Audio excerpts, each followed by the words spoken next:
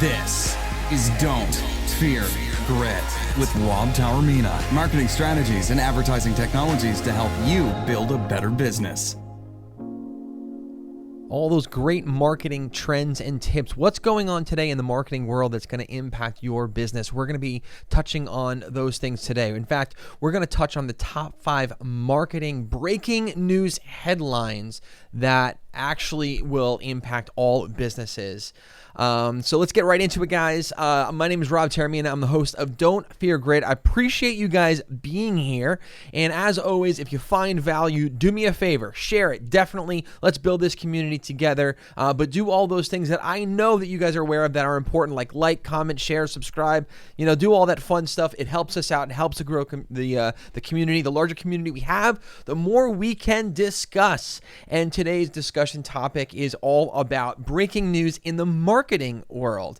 That's right. Even marketing, technology, marketers, marketing companies, they have a tendency to sort of slip into the breaking news headlines. And we're going to be touching on that today and finding out what are those things that actually could impact you, your business, your efforts, regardless of whether or not you are the business owner, you are a content marketer, you're working for someone in this particular area. These things matter. You got to pay attention to it. So getting right into it, as you guys know, if you're brand new, though, 2 minutes per headline topic. And today's first topic that we're going to be discussing Facebook Plunge. Oh my goodness. If you are someone who follows the stock market at all, you're going to know that today, with the last really 2 days, Facebook took a massive plunge, as we'll see right here. So Facebook, now known as Meta, missed their earnings. And so their earnings report came out and they missed their projections, and they missed it by a lot. And that, coupled with a few other things, resulted in the stock market, their stock plunging really down to the lowest point, I think, since 2016, right? Yeah, Meta shares plunged 24% to lowest point since 2016. And as you can see here, they are really dominating the headlines. And why this is a big deal, not just sort of if you have money invested into Facebook stocks, but as a marketer, as a business owner who relies on these platforms in order to be able to reach an audience, what does this mean to you?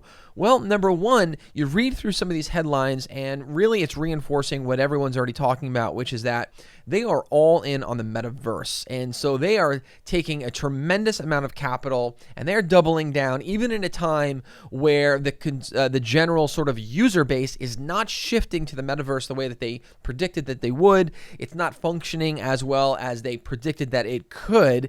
They are still all in and they are dumping a tremendous amount of money into the metaverse, and right now they're not getting that return, and the public is definitely beating them up over it. So not only are they commanding the headlines in a negative way, but it's also a reflection on their stock price, as you can see here, down to $97.94. This is a crazy low number, and so I guess it's all a matter of perspective, right? If you're an investor into stocks, you're going to say, well, now we're going to be able to buy this on the cheap. But there's also an argument to be made. How much lower can it go, though? Can it go even lower than it is right now? I mean, we're talking about a 24% plunge. That's huge. Why that's also big, you might actually make the argument, oh, well, that's a plunge when all stocks right now are plunging. Well, it's been a rough year for the stock market. The economy is definitely struggling a bit here, and you can argue that all stocks have really struggled.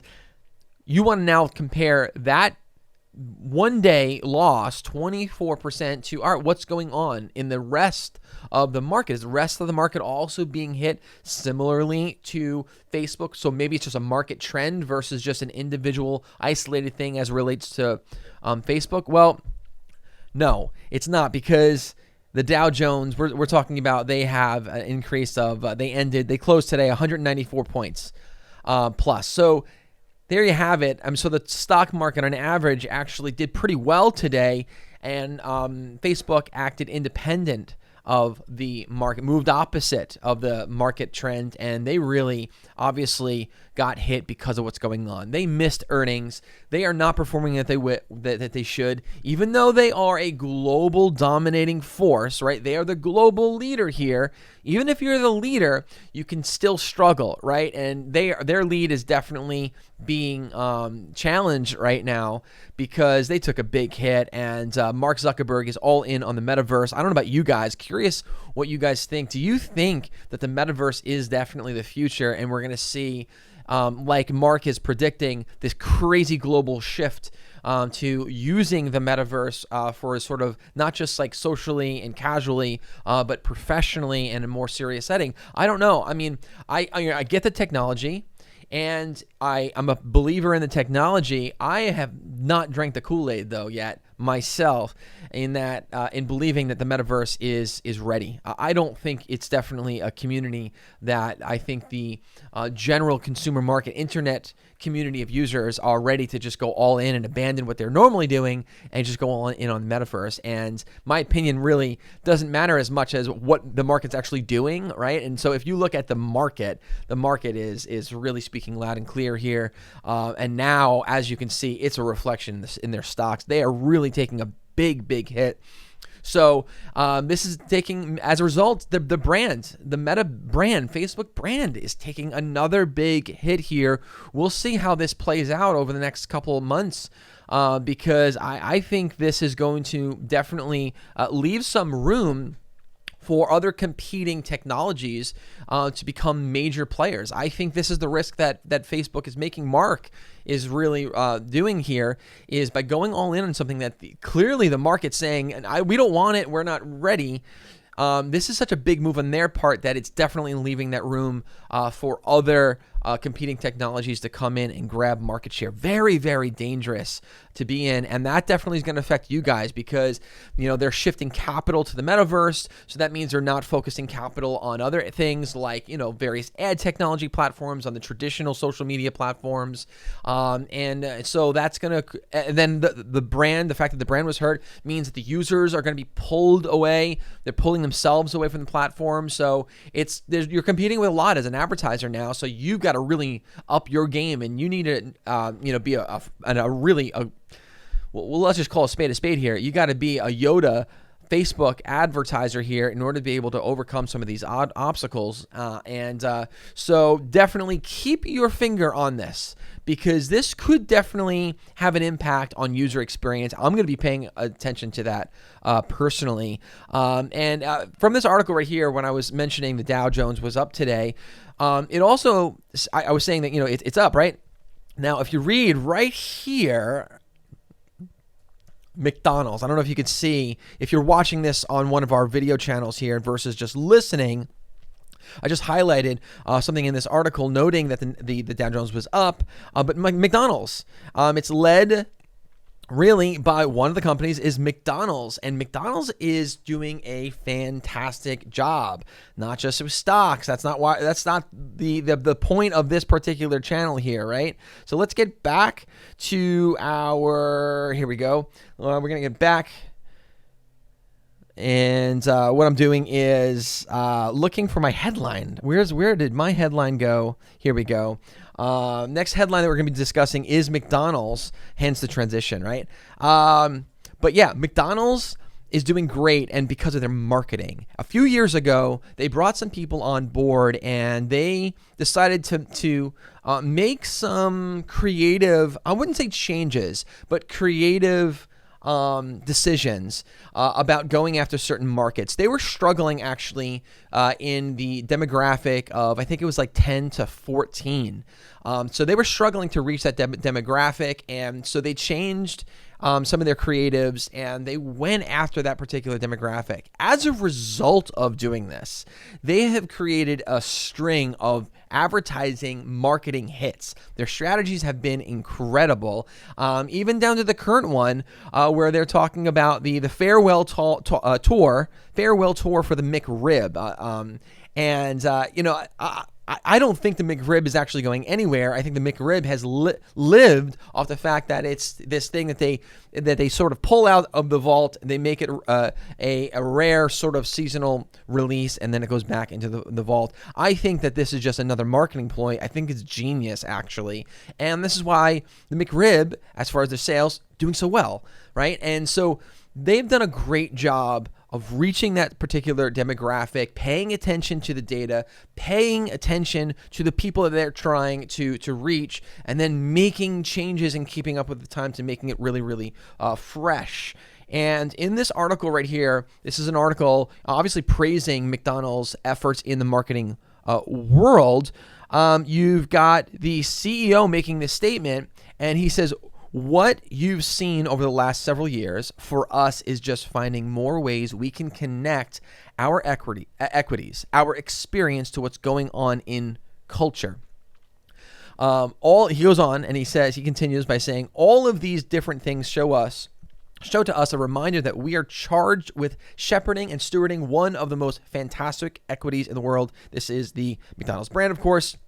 And we've actually got to find ways to continue to keep it fresh. I love that statement right there. We've got to find ways to continue to keep it fresh. He understands the value in that it is important to understand how to relate your product, your service, your brand, your image to not just demographics, but culture as well. What's going on today? And they're doing a brilliant job at doing that. And that's something that we can learn from, is that you got to constantly make sure that your message, your service, your product, all that great stuff, you're keeping it fresh and relatable to the community so that they want to be interested in what it is that you have to offer, right? So he gets it, and I think at a smaller scale, individually, we all can learn a lot from this. We're talking about one of the most recognizable brands in the entire world, McDonald's, and this guy right here really gets it. He's saying even McDonald's, one of the most recognizable brands in the entire world, even they got to keep it fresh. They're staying ahead of it, getting ahead of it, and that's why they're going to continue to sort of probably be one of the top 5 recognizable brands in the world, and why in the time where a lot of businesses are struggling, they are actually thriving. Let's get to our next topic here. Next topic, 4.8 billion internet users. Do you guys know why this is significant? That is a whole lot of users on the internet. Now, we started off by talking about how Meta, the new Facebook brand, Meta, right? How their stock plunged, brand image plunged, right? I do want to give a little perspective here, though. Yes, it did take a hit. Facebook did take a hit as far as their brand value, as far as their stocks are concerned, but there's a total of 4.8 billion internet users. Of those 4.8 billion internet users, 3.7 billion of them are using Facebook assets. That's a 70% market share of all global internet users. That is definitely an influential source. So that's why I wanted to bring that up, because I don't want this to be necessarily just a crucifixion session of all things Facebook. The fact is, they're in a position to take the risk that they're taking by, going all into the metaverse, by investing so much money into the metaverse, pulling those profits out of the other assets and putting it in there. They can afford that risk, or they feel that they can afford that risk, because they have a 70% market share. Now, they have a 70% market share. Earlier I said, and I'm going to echo this, they are risking other people coming in and eating away, though, at that market share. And that's where I think it could be dangerous, because I think that if you give a technology just an inch and they're able to sort of like gobble up just a little bit of that market share, I think it's not going to be a little. I think it's going to grow exponentially very quickly. So we're talking about they can go from 70 to 50, within a matter of a year, honestly. And I know that's a very bold statement, but I think that's the type of risk that they're taking. But again, they have a 70% market share. It's huge. So that means if you have a product, service, brand business, I say this like so many times, that's why I am saying this fast, you have to be navigating these platforms in order to reach the audience. The audience is there. The 70% of all internet users are literally on one of their products. You better be marketing your product and figuring out these platforms. Even in a time where maybe they're taking a little bit of a hit and they're struggling, doesn't matter. You shouldn't equally struggle. You need to learn their platforms, learn what's going on, understand current events, make the adapt, right? And make sure that you are visible. You want to be visible to the audience. The audience is on these platforms. So I just wanted to add that because I think we needed some perspective as far as today's marketing trends, marketing headlines here. All right, and then we have two more topics that we're going to hit up. The next topic, voice trends, and I am going to just prep this over here. I've actually been talking about voice trends and voice technology probably for the past 6 or 7 years. I mean, all in, like really trying to educate people on the value of voice technologies, voice AI, voice search. Back then I was saying, hey, listen, that's the future. You got to make the preparations now so that you're positioned for success when it makes its transition. Well, now we are in that world where it has transitioned, and the vast majority of everyone's life has some type of voice technology integrated into it. You just think about your cars. You're talking to your cars. Think about your cell phones. Now instead of opening it up, and that's fairly antiquated to actually type something, right? But now you just talk to your phones, you talk to the other various devices, you talk to your car. Now, because, a lot of people have these other sort of voice hubs in their homes, they're able to just sort of walk around and just, make commands like you're king or queen. And things happen, like microwaves turning on or light bulbs going on and off, right? So we're in this world, this age where voice technology is fully integrated into our lives. And what does that mean for us? Well, voice has now taken over, in my opinion, the advertising world. It is such a dominating presence. It has to be a part of everyone's advertising strategy. And I'm going to go ahead and pull up right here. Here we go. I'm just going to pull this up and just go over some of these data points here. So these are some statistics as it relates to voice search. So number one, if you're not watching this and you're just listening to the podcast, I'll read it off for you guys. But so the first question is, when do people use voice search the most? So we're going to be talking specifically within the context of voice search. And voice search is you're using your voice. The technology is translating your voice into a text-based file format so that now that it can take all of those commands, go out into the search world, and then populate results based on what you just asked for. So, so what are people asking? What do people use voice search the most? Number one, ready for this? When are people using voice search? Number one, while they're driving. And I want to get to that in a little bit. That's a really important one. 52.8% of the time, it's people are doing it while they're driving. Number two, the second on the list, 21.3% of the time, it's doing while performing another activity. So now multitasking. Why? It's frictionless. It's very easy to do. Third on the list, 7.5% of the time, watching TV. 7.4% working, 5.5% cooking, 2.6% exercising, 2.3% while showering or using the bathroom. That's interesting. And then really, really small numbers, 0.4% while with friends or family, and then 0.2% while in bed. And so getting back to the number one, 52.8% of the time, people are leveraging voice search while driving. Now, what does that tell you? When I say this stat, what's that first thing that came to your mind? Well, the first thing that came to my mind is the fact that radio, even though I've been saying that radio is definitely a dying sort of platform, 52.8% of the time people are leveraging voice search while driving. Radio is so far, it's such last. It's so far behind. It's like a dot. You can't even see it.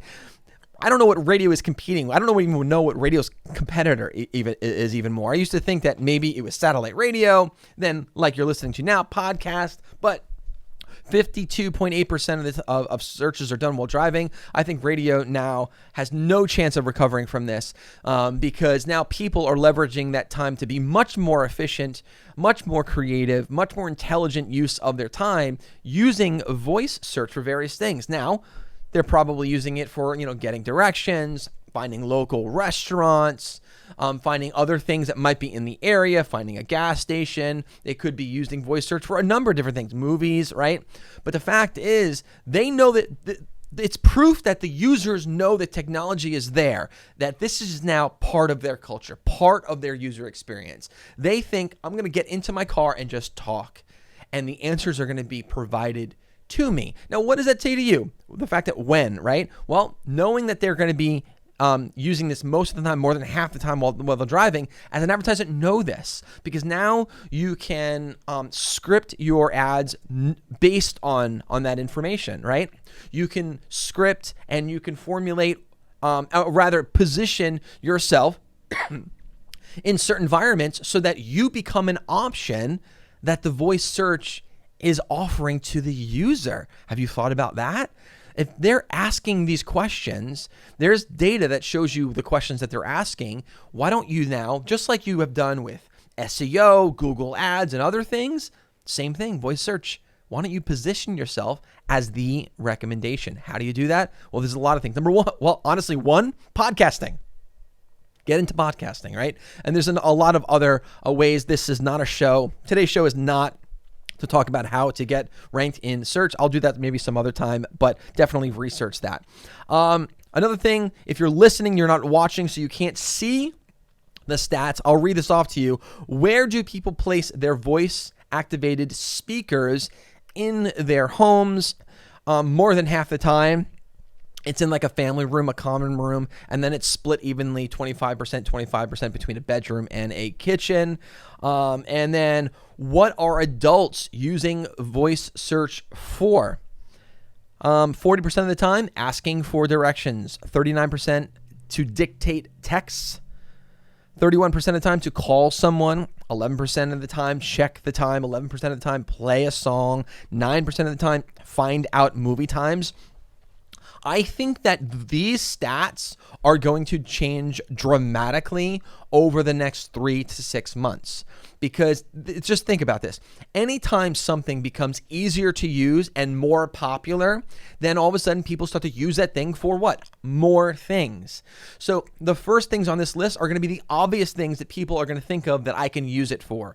But I'm telling you, this is going to change. So I feel like this still could be an early entry point for businesses to say, okay, I know this is the trend. I got to position myself to be the recommendation for this search. So very, very important. Now, even if it doesn't change, right, which I'm saying confidently that it will. So instead of phrasing it like that, I'll say right now, right, over the next 3 to 6 months. Let's say you want to get instant results from this, right?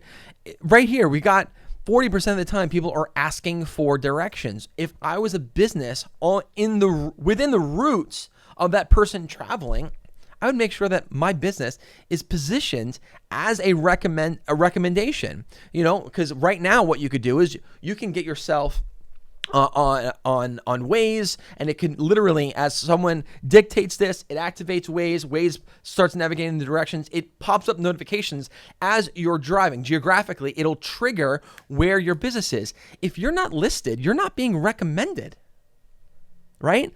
If the technology that I'm sharing with you seems overwhelming, what's the alternative? Giving up? Wrong. You still have a business. You still have to make money. You still have to provide for your family. So guess what? You got to figure it out. And if you can't figure it out for yourself, what's then the alternative? Well, then the real alternative is finding someone that can and paying them. You got to do it. This is very, very important.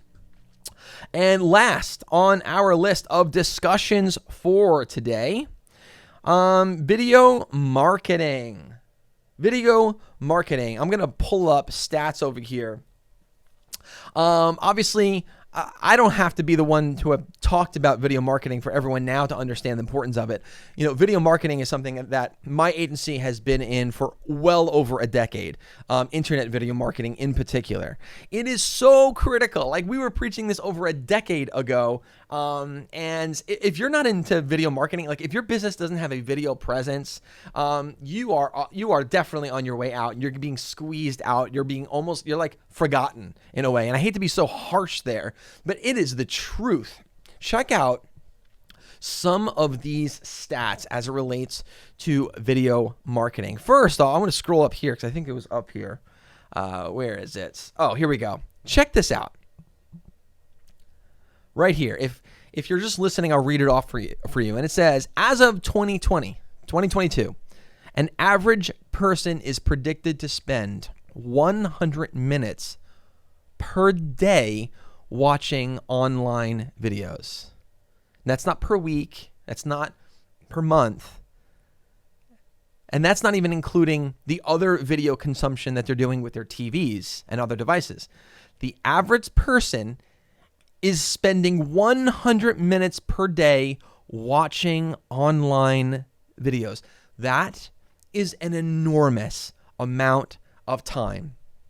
If you're not injecting yourself into that use period, people are literally consuming video content. You have the opportunity to inject yourself in front of their face while they're doing that. Brand your business in that moment. Sell your product. Influence them in that moment via video. If you're not doing that, then you're letting pride get in the way, and you're letting the idea that it's too hard get in the way. You have to do it. If you are a content marketer, shame on you if you're not already doing this. If you are a business owner and you're not doing this, the shame on you, because you're going to go out of business. This is super important. You got to get into video marketing because pay attention to the market. How is the market consuming content? Right here is proof in the pudding. I want to scroll down here just to read off some other things to you guys. People watch an average amount of 16 hours of online video content every single week. One third of all online activity is spent watching video. A third. So that's a lot of video consumption. That's a lot of opportunities for you to get your business, your brand, your message in front of your community, your audience, your consumers by way of what? Video. And listen, we're in the age of attention marketing. I sound like a broken record. I say this all the time, right? We're in the age of attention marketing. Where are people spending the most attention? Well, a third of the time it's video. Video specifically. You got to be there. You absolutely have to be there, guys. Also, according to studies done by CXL, LearnHub, Citify, video content is 1,200% more successful than any other content. 1,200% more successful. Viewers absorb 95% of the message while watching video. Incivia reported that social media video stats show that viewers can retain 95% of the information from a video compared to just 10% of information while reading a text. 84% of customers make purchases after watching an explainer video.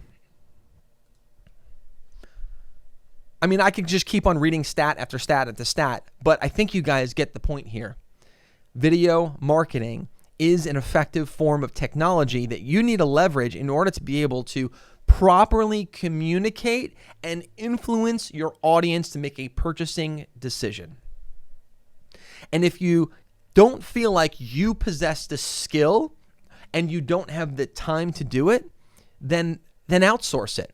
I'm actually a firm believer, and I preach this to everyone, including everyone here on the Don't Fear Grit show, our entire audience. I say this all the time, is you should outsource things that are not relevant to your business, but are important for the growth of your business.